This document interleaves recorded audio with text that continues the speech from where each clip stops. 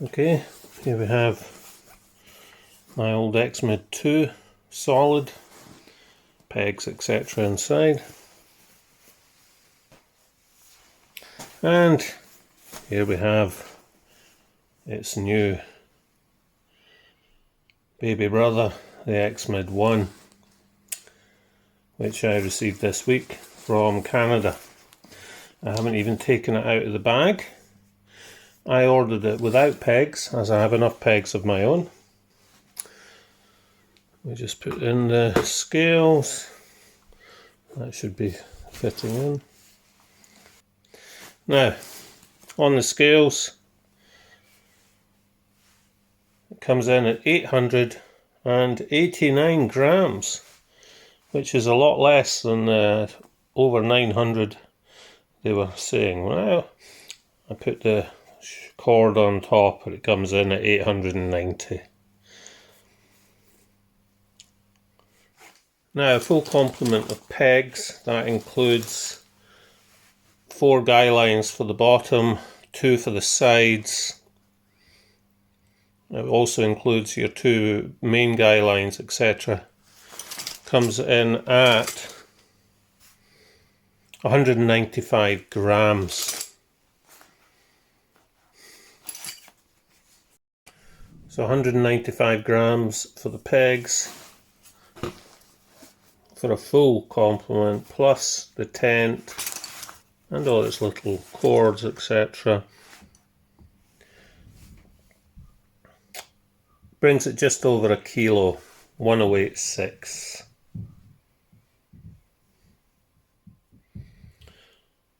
So that would be probably my winter bad weather setup.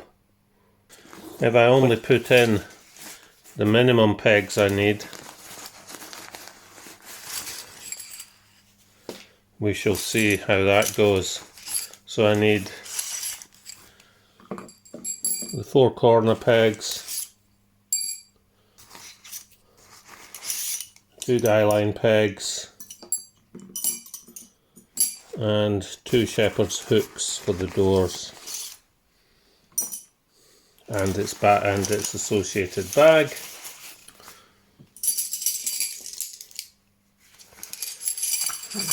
Put these in. It wouldn't need any extra guy lines, and I would carry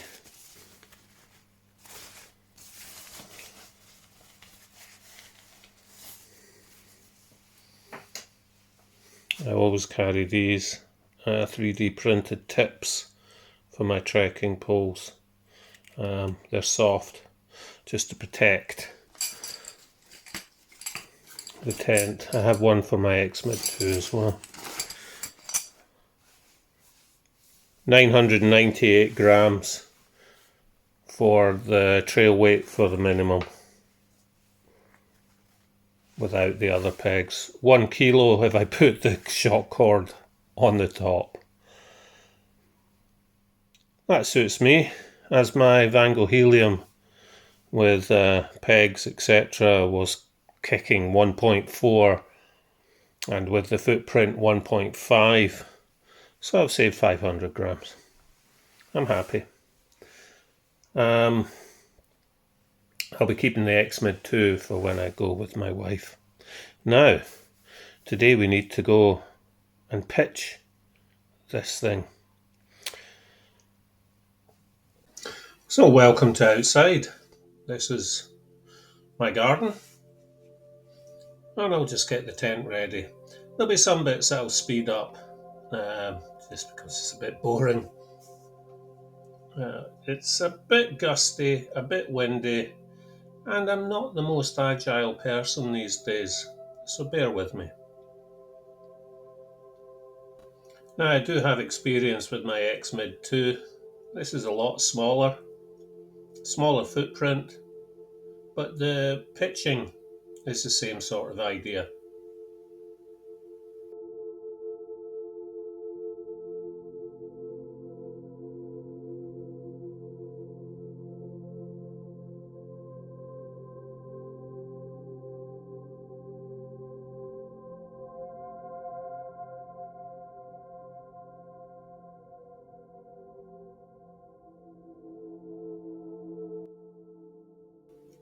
main thing is to make sure you get a perfect rectangle, or as close to perfect as you can. It's quite easy on a flat lawn like this, but not so easy when you're up the hills on a very rough pitch. This should get me a good rectangle, the technique that I'm using.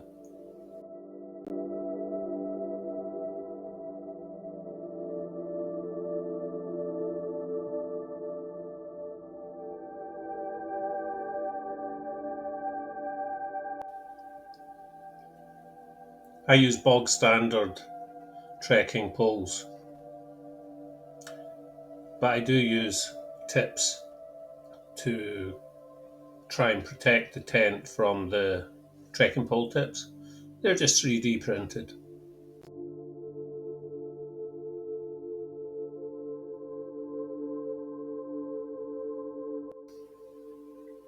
Now here, force of habit, I'm unzipping and going in from underneath, but as you'll see later, the X-mid one has a double zip, so I could have slid the poles from the top.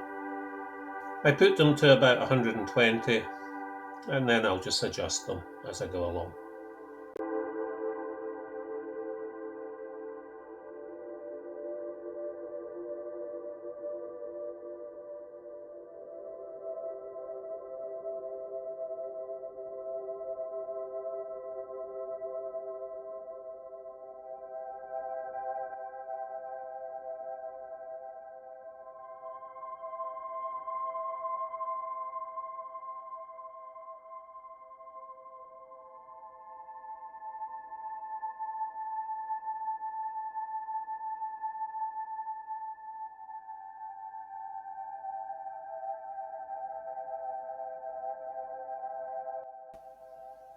And there it is, it's beginning to take shape.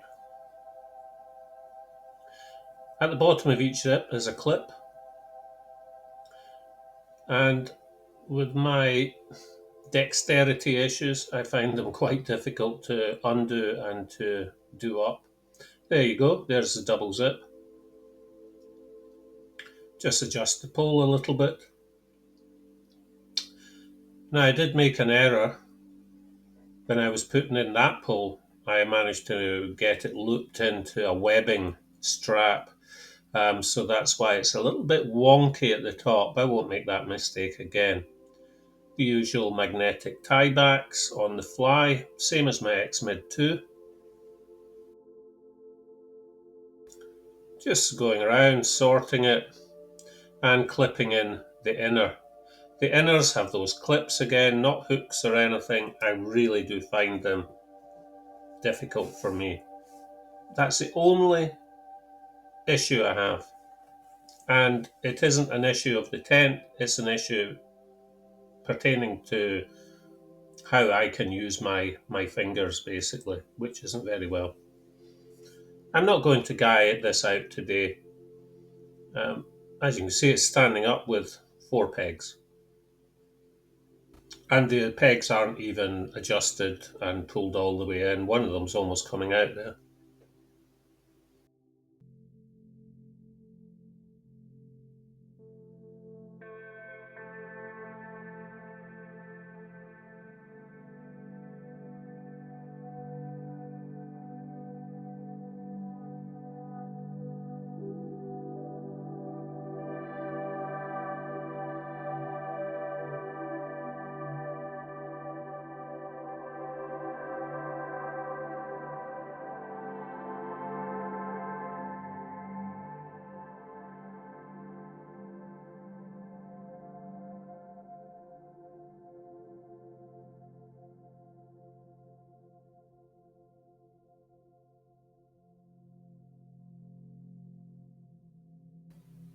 I've come back to get my camera, as you can see.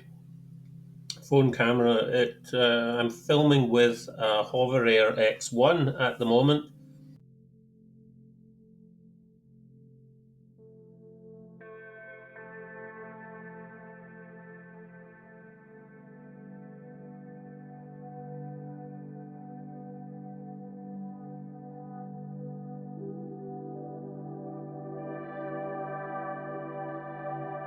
And we'll just go in, have a look at the inner quickly. Half mesh, half solid.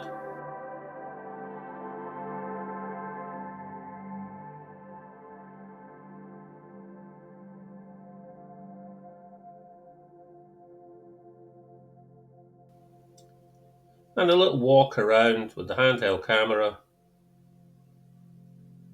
It's a different colour from, I think it's different anyway, it's more green than my Sage X-mid 2.